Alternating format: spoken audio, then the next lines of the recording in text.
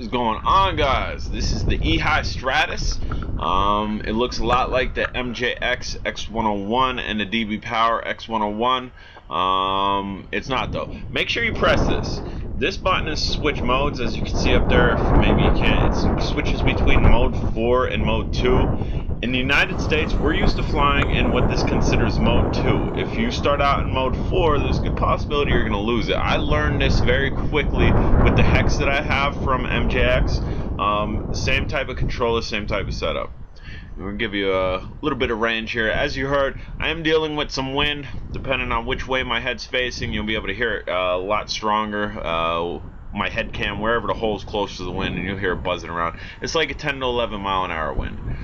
This is a full battery charge flight test here. So full flight test here, guys. If you charge your battery and you want to know how much time you're going to get, this will tell you. Obviously, if you're dealing with no wind, you'll probably get a little bit more flight time because it's not going to be an aggressive flight like I have right here. Right away, I like this drone. Just because of the facial feature. The facial feature resembles the Alcemma, and bam.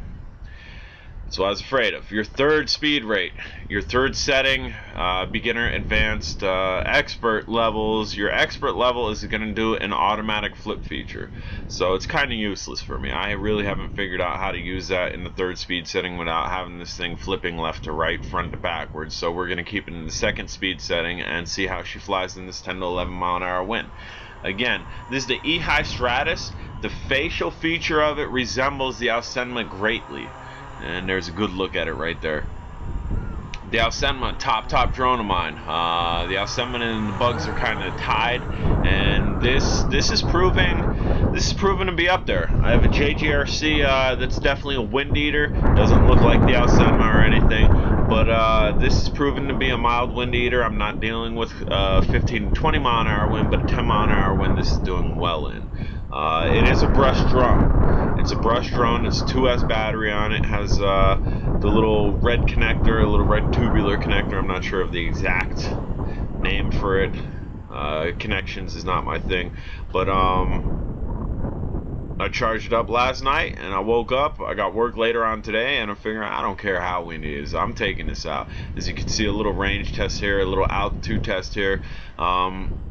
As you see me come towards myself, you'll notice there is a bracket on the bottom of it. The bracket was attached by the company. Your battery sits inside that bracket. There's rubber bushings on it, dampering devices, and it's meant to have a camera hooked to it.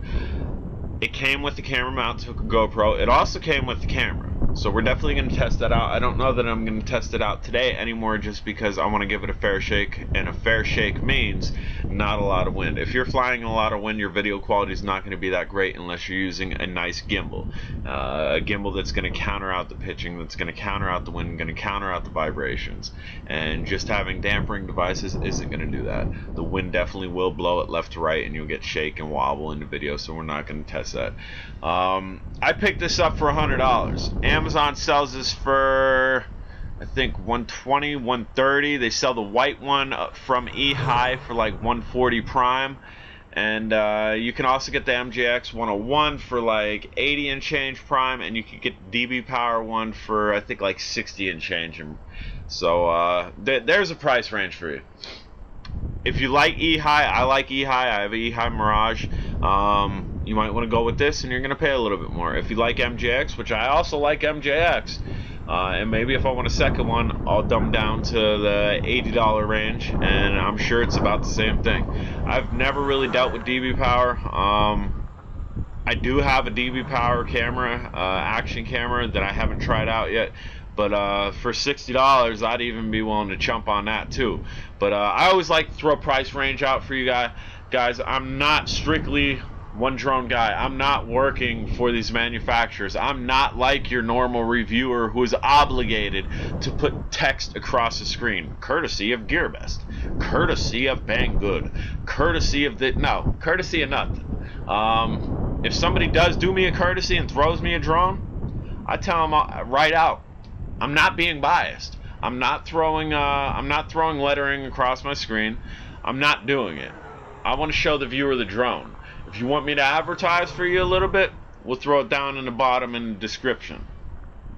If I ever do work for GearBest, they are gonna get the tiniest little text across the bottom, and they ain't gonna like that. So guess what? I probably ain't never gonna do no work for GearBest.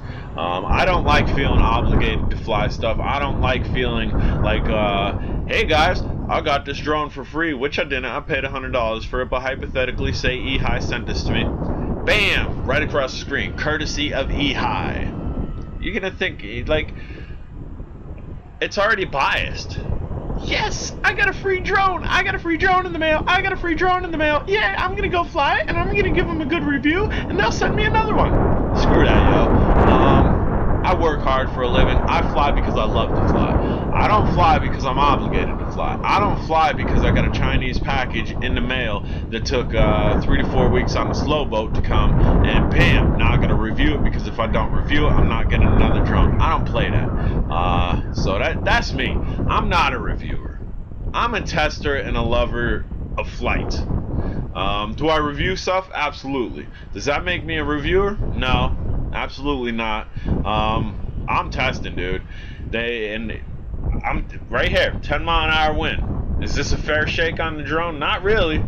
But hey, if you're dealing with wind and you got this drone and you want to take it out, you should be able to know if you can take it out, right? Bam, you can definitely take it out.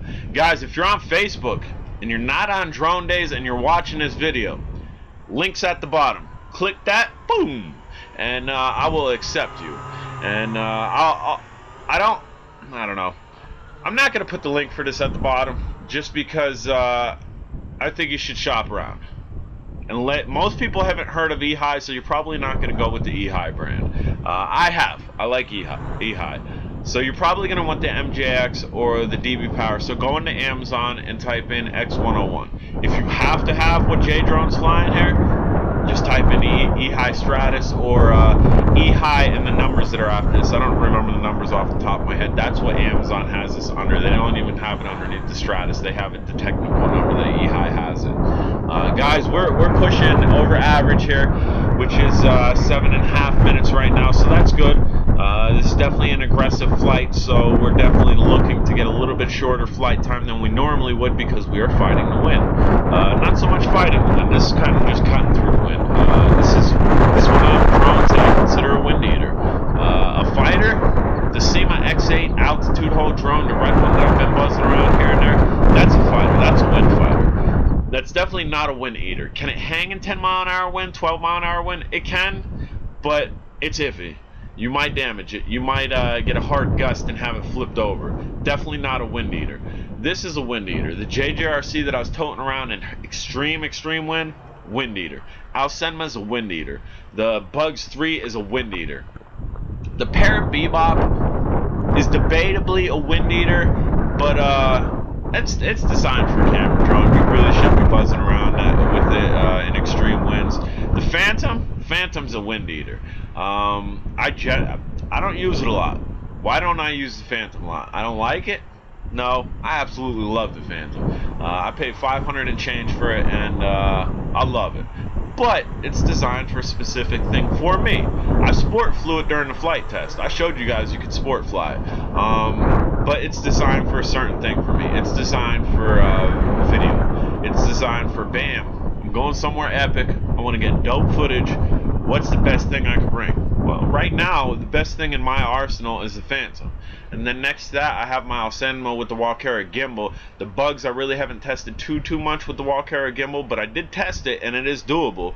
But top of the line is my Phantom. The gimbal on that is not surpassed by anything else, although the Bugs comes close here. We have a limiter. I'm limited at my altitude here, so we're gonna bring it down and we're gonna see if those lights are blinking. I bet the voltage is low.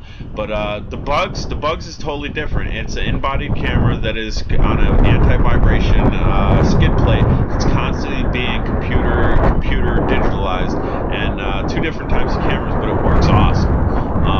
Yeah, we we definitely got lights going here, so we are not going to push the limit on this because I don't want to damage it. I really like this drone, and if it decides it just wants to fall out of the sky and I'm not over grass, possibility of damaging it is probably pretty high. But there's another look at it here.